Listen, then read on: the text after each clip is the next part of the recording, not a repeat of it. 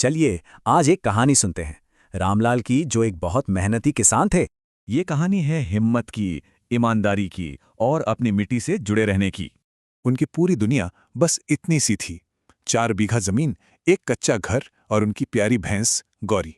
सोचिए, उनका हर दिन सुबह 4 बजे शुरू होता था, धरती को प्रणाम करके। ये थी उनकी लगन। उनका मानना था कि ईमानदारी की खेती का फल भले देर से मिले, पर होता बहुत मीठा है। उनका एक ही सपना था कि पूरे गांव में सबसे हरे भरे खेत उनके हों। मेहनत ही उनकी ताकत थी।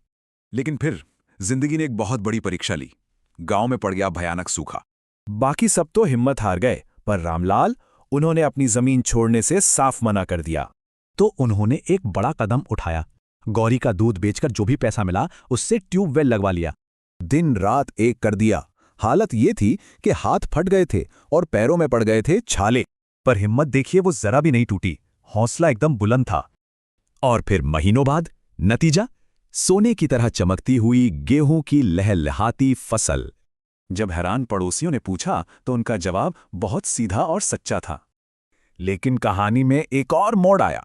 उनकी साथी गौरी बहुत ज्यादा बीमार पड़ गईं। अब उनके सामने एक बहुत मुश्किल फैसला था। अपनी मेहनत की कमाई, मोटरसाइकिल बचाएं या परिवार की सदस्य गौरी को।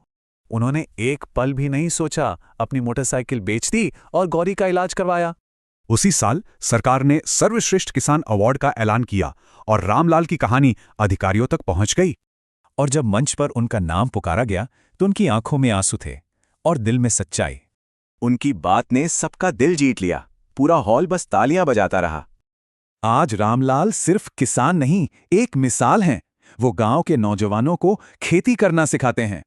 और उनकी सबसे बड़ी सीख यही कि अगर मिट्टी से प्यार करोगे तो वो तुम्हें कभी भूखा नहीं रखेगी। रामलाल की ये कहानी एक सवाल छोड़ जाती है कि हमारी असल दौलत है क्या।